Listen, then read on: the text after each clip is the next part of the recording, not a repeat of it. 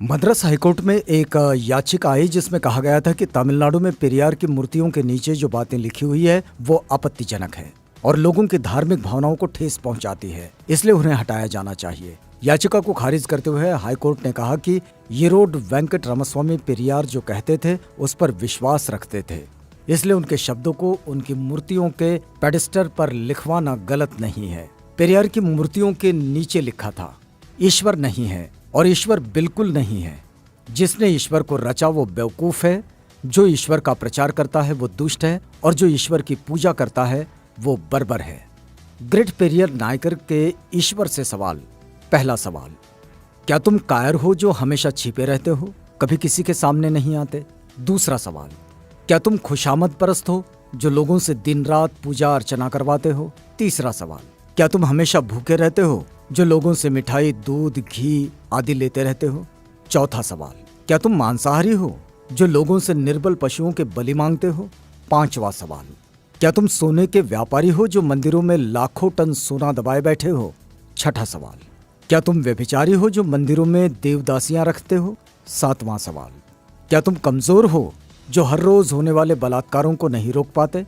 आठवां सवाल, क्या तुम मूर्ख हो जो विश्व के देशों में गरीबी, भूखमरी होते हुए भी अरबों रुपयों का अन्न, दूध, घी, तेल बिना खाए ही नदी नालों में बहा देते हो? नौवां सवाल, क्या तुम बहरे हो जो बेवजह मरते हुए आदमी, बलात्कार होती हुई मासूमों की आवाज नहीं सुन पाते?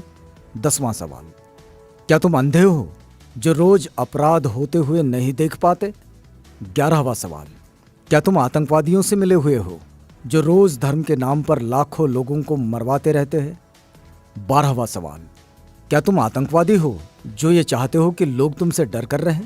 13वां सवाल, क्या तुम गूंगे हो जो एक शब्द भी नहीं बोल पाते लेकिन करोड़ों लोग तुमसे लाखों सवाल पूछते हैं? 14वां सवाल, क्या तुम भ्रष्टाचारी हो जो गरीबों को कभी कुछ नहीं देते जबकि गरीब पशुवत काम करके कमाए गए पैसों का कतरा कतरा तुम्हारे ऊपर न्योछावर कर देते हैं? 15वां सवाल, क्या तुम मूर्ख हो कि हम जैसे नास्तिकों को पैदा किया जो तुम्हें खरी खोटी सुनाते रहते हैं और तुम्हारे अस्तित्व को ही नकारते हैं? 5 मिनट का समय निकालकर जरूर पढ़ो भगवान के कारनामे। नास्तिक होना कोई आसान नहीं। कोई भी नासमझ इंसान ईश्वर के अस्तित्व को मानकर फ्री हो जाता है, उसके लिए उसे बुद्धि की जरूरत नहीं होती, लेकिन नास्तिक होने के लिए दृढ़ विश्वास और साहस की जरूरत होती है। ऐसी योग्यता उन लोगों के पास होती है जिनके पास प्रखर तर्क बुद्धि होती है। अंधश्रद्धा ऐसा केमिकल है जो इंसान को मूर्ख बनाने में काम आता है। पेरियार ईवी रामास्वामी। आप देख सकते हैं हिंदू धर्म का विचित्र इतिहास। पेरियार लिखते हैं, मंदोदरी मेंढकी से पैदा हुई थी, श्रृंगी ऋषि हिरनी से पैदा हुए थे, सीता मटकी से पैदा हुई थी, गणेश अपनी मां के मैल से पैदा हुए थे, हनुमान के पिता पवन कान से पैदा हुए थे, हनुमान का पुत्र मकरध्वज था जो मछली के मुख से पैदा हुआ था, मनु सूर्य के पुत्र थे, उनको छींक आने पर एक लड़का नाक से पैदा हुआ था, राजा दशरथ की 3 रानियों के 4 पुत्र जो फलों की खीर खाने से पैदा हुए थे, सूर्य कर्ण का पिता था। भला सूर्य संतान कैसे पैदा कर सकता है? वो तो आग का गोला है। ब्रह्मा ने तो 4 वर्ण यहां वहां से निकाले, हद है। अछूत का बनाया हुआ चमड़े का ढोल मंदिर में बजाने से मंदिर अपवित्र नहीं होता। अछूत मंदिर में चला जाए तो मंदिर अपवित्र हो जाता है। उन्हें इस बात से कोई मतलब नहीं कि ढोल किस जानवर की चमड़ी से बना है। उनके लिए मरे हुए जानवर की चमड़ी पवित्र है पर जिंदा अछूत अपवित्र। लानत है ऐसे धर्म पर।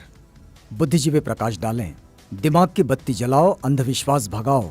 यदि पूजा पाठ करने से ही बुद्धि और शिक्षा आती तो पंडों की औलादें ही विश्व में वैज्ञानिक, डॉक्टर, इंजीनियर होते। वहम से बचो, अपने बच्चों को उच्च शिक्षा दिलवाओ क्योंकि शिक्षा से ही वैज्ञानिक, डॉक्टर, इंजीनियर और शासक बनते हैं, पूजा पाठ से नहीं। अतः वहम का कोई इलाज नहीं है और शिक्षा का कोई जवाब नहीं है। शिक्षित बनो, संगठित रहो, संघर्ष करो।